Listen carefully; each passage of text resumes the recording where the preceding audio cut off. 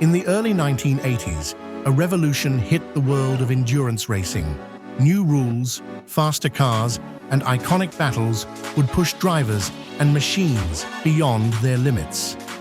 This was Group C, where speed met endurance, and engineering innovation shaped the future of motorsport.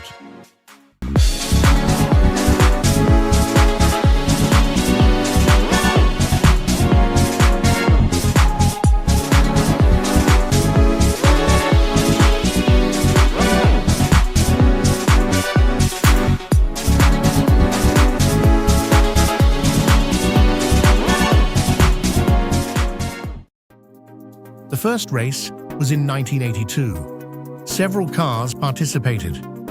Porsche had the iconic Porsche 956 with a 2.65 flat-six turbo engine and enormous aerodynamics. This car became the standard for the Group C class. It would ultimately win the race. Ford also participated. The Ford C100 was an early attempt by Ford to compete in Group C. It was an ambitious car, but had reliability problems and was not a great success compared to Porsche.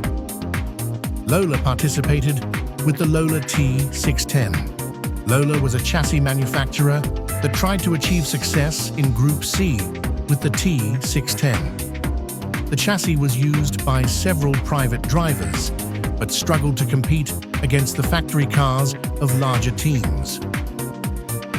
Jean Rondeau had already achieved success in the previous classes, including a victory in the 1980 24 Hours of Le Mans with his own Rondeau chassis. The M382 was an evolution of earlier models and was a serious competitor in the early Group C years. Lancia built a Group C car together with Ferrari. The Lancia LC1 powered by a four-cylinder Ferrari engine. Although the LC1 officially fell under the older Group 6 category, this car did compete in the first races of the 1982 season. Lancia would later switch to the Group C class with the LC2. Porsche won several times during the period 1982 to 1984 with the Porsche 956. Porsche won Le Mans in 1982, 1983, and 1984, as well as many other endurance races in the World Endurance Championship. Lancia won a few shorter WEC races during the period 1982 to 1984 with the Lancia LC2, but they struggled in longer endurance events like Le Mans due to reliability issues.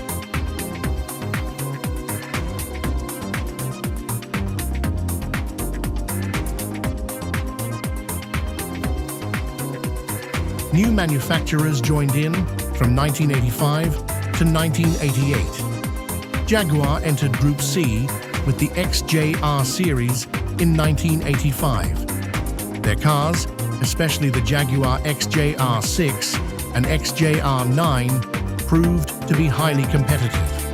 By 1988, Jaguar broke Porsche's Le Mans dominance by winning the 24 Hours of Le Mans with the XJR-9.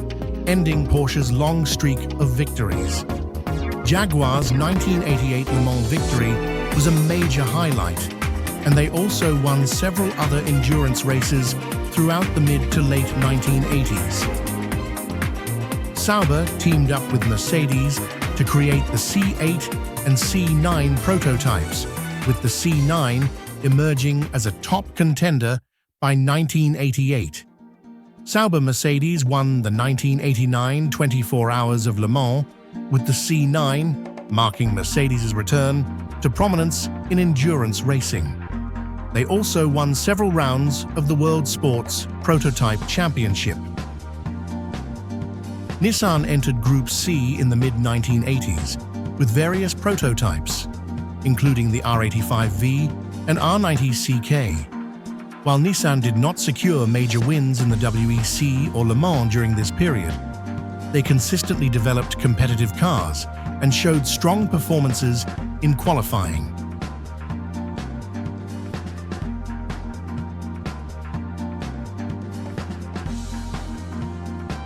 After winning Le Mans in 1989, Sauber-Mercedes continued to dominate the World Sports Prototype Championship with the Sauber C11 in 1990.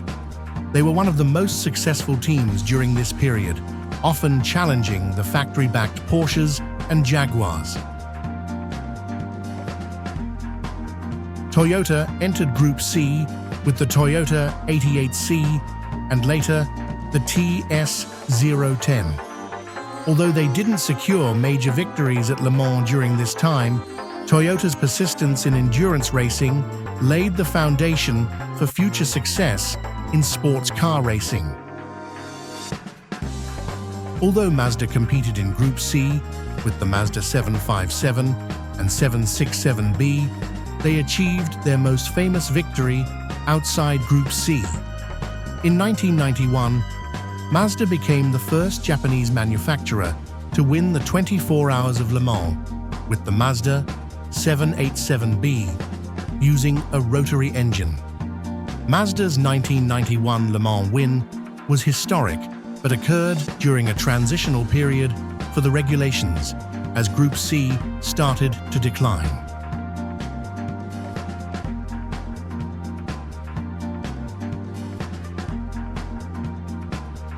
As costs soared and the regulations changed, Group C saw a decline by the early 1990s. Some manufacturers pulled out, and new regulations pushed cars toward GT categories. Porsche remained competitive, but they, like other manufacturers, shifted focus away from Group C due to the cost of development. Jaguar and Mercedes also withdrew after focusing on F1 and other racing programs. Peugeot entered late in the series and won the 1992 World Sports Car Championship, but by then, the series was winding down.